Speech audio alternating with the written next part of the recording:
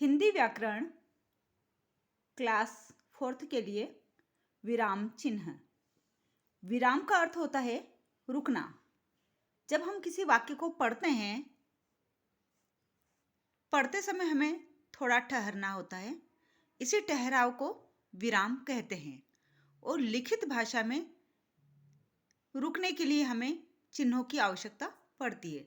इन्हीं चिन्हों को कहते हैं विराम चिन्ह। यह चित्र दिखाया जा रहा है जिसमें बच्चे रंग से होली खेल रहे हैं। अब यदि बच्चा कहेगा रुको, रंग मत डालो, और रुको मत रंग डालो, मतलब डालते रहो रंग, रुको मत। दूसरी लाइन में ये आए। और पहली लाइन है रुको रंग मत डालो, मतलब रंग डालने से मना किया है। और दूसरी पंक्ति में कहा है कि रंग डालो, बहुत मजा आ रहा है और रंग डालो। और पहली लाइन में कहा है रंग नहीं डालना है, रुक जाओ। तो इस तरह से यह जो विराम चिन्ह है, अल्प विराम, यह रुको के बाद लगा है, मतलब रंग नहीं डालने के लिए मना किया है कि मत डालो, रुक जाओ। और दूसरे में कहा है रुको मत रंग डालो, मतलब और भी रंग डालो, मजा आ रहा है ना, तो रंगने के लिए कहा है। तो दोनों ही वाक्य एक दूसरे के विपरीत हो रहे हैं। वो हो रहे हैं किस कारण से?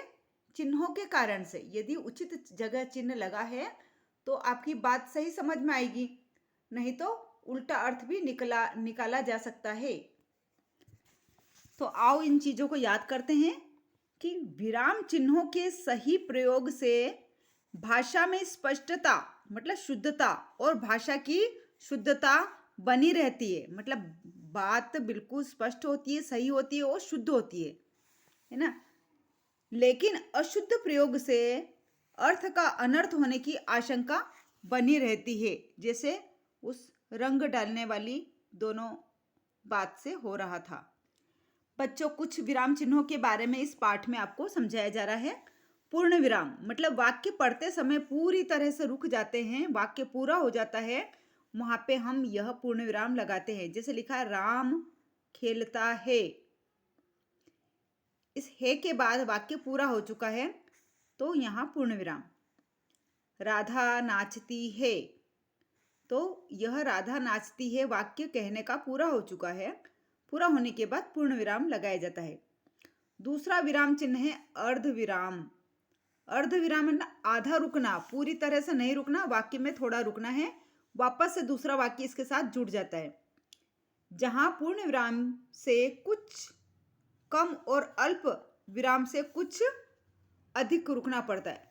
तो ये जो अर्ध विराम चिन्ह है, पूर्ण विराम और अल्प विराम के बीच वाला है।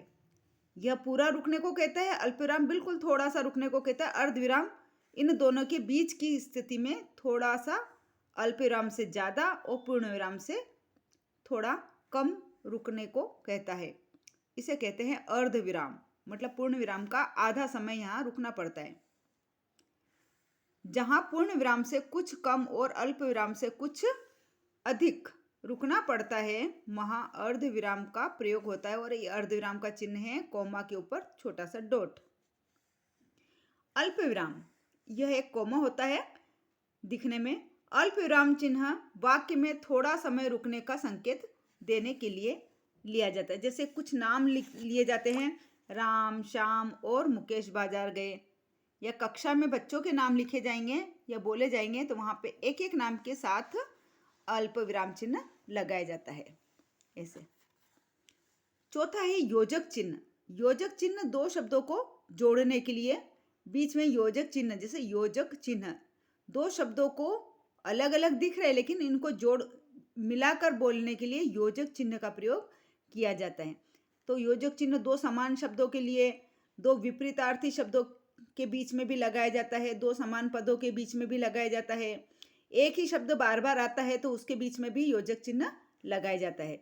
जैसे ये लिखा है माता पिता, रात दिन, इस तरह योजक चिन्ह दो शब्दों के बीच से जोड़ने का काम करता है। तो योजक मतलब जोड़ने वाला, इस तरह से।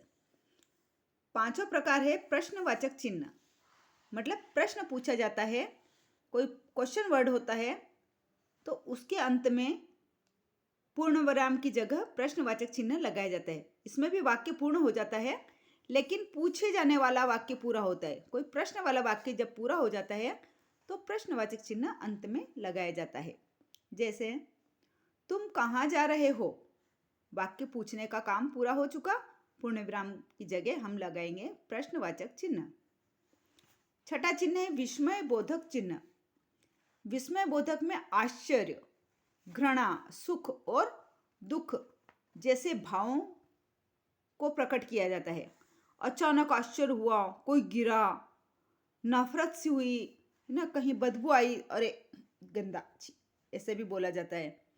यदि कुछ खुशी वाली बात हुई तो भी वहाँ पे आश्चर्य और खुशी प्रकट की जाती है, तब भी यही चिन्ह लगाया जाता है, पूर्ण विराम जैसा और नीचे छोटा डॉट। यह विस्मय बोधक चिन्ह है। विस्मयादि बोधक चिन्ह भी इसे कहा जाता है।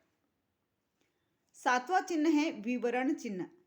विवरण चिन्ह हमें किसी चीज को आगे समझाने के लिए यह विवरण चिन्ह का प्रयोग कर दिया जाता है। चिन्ह का प्रयोग वाक्य के उदाहरण की तरह अग्रलिखित के आगे हमें इस बात को और समझाया जा रहा है। इस तरह से वचन के दो भेद हैं, जैसे ये वचन के दो भेद है लिख लिया और विवरण चिन्ह लगा के आगे बताया है कि वचन के दो भेद कौन कौन से थे, एक वचन और बहुवचन। इस तरह से समझाने के लिए यह विवरण चिन्ह लगाया जाता है कि वचन के जो दो भेद है उसका विवरण हम आगे बता रहे हैं। ठीक है। आठवां चिन्ह है कोष्ठक चिन्ह। कोष्ठक आप इंग्लिश में से ब्रैकेट कहते हैं। तो कोई खास बात जिसे पूरी तरह से स्पष्ट नहीं कर पाते हैं वाक्य में, तो उस शब्द के मीनिंग को इस कोष्ठक में भी लिख दिया जाता है, या उसको पूरा करने के लिए कोष्ठक चिन्ह को प्रयोग में लिया जाता है। ठीक है। शब्द का अर्थ पूरा या स्पष्ट करने के लिए इस चिन्ह का प्रयोग किया जाता है। तुमको अध्ययन करना चाहिए, यदि कोई अध्ययन में नहीं समझा है तो कोष्ठक में लिखा है पढ़ाई। नवा चिन्ह है निर्देशक चिन्ह। निर्देशक चिन्ह में थोड़ा सा ये योजक चिन्ह से थोड़ा सा लंबा निशान होता है। निर्देशक चिन्ह का प्रयोग अपनी बात को स्पष्ट करने और उदाहरण देने और निर्देश देने के लिए किया जाता है। जैसे ये जैसे के बाद जो निशान दिखाई दे रहा है, जैसे के जस्ट बाद, तो यह है निर्देशक चिन्ह। ये रिक्त स्थानों की पूर्ति कीजिए और ये लगा दे निर्देशक चिन्ह, और नीचे फिर रिक्त स्थान के क ख ग घ लिखे जाते हैं। तो आगे निर्देश जो दिया गया है उसके अनुसार आप काम कीजिए। चिन्हों का 10वां प्रकार है इकहरा उद्धरण चिन्ह। इकहरा मतलब सिंगल इन्वर्टेड कोमा। ठीक इस तरह से जो बात के शुरू में और बात के अंत में इस तरह से लगाया जाता है। मतलब आगे वाला 6 जैसा और पीछे वाला जो 9 के आकार का चिन्ह होता है, इसे कहते हैं उद्धरण चिन्ह। ठीक है। किसी व्यक्ति के नाम के साथ उपनाम लिखते समय, मतलब नाम तो लिखा है लेकिन फिर भी उनका कोई उपनाम रखा जाता है, तो उसको इस उद्धरण चिन्ह के अंदर लिखा जाता है।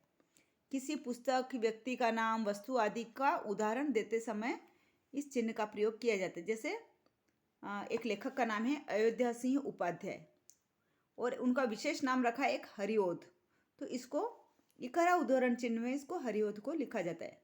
हरिओध भी यही है, अयोध्या सिंह उपाध्याय, इनकी उपाधि मिली है हरिओध और इसमें नाम के साथ जोड़ा गया। 11वां प्रकार है दोहरा उद्धरण चिन्ह। इसमें कोमा को डबल किया जाता है। इसमें एक था, इसमें दो दो है, तो ये 6699 याद रखने के लिए बता देते हैं कि 66 जैसा छोटे से 66, ये छोटे से 99, स्टार्ट में 66 और लास्ट में 99 जैसे चिन्ह लगाकर इस दोहरा उद्धरण चिन्ह का निशान बनाते हैं।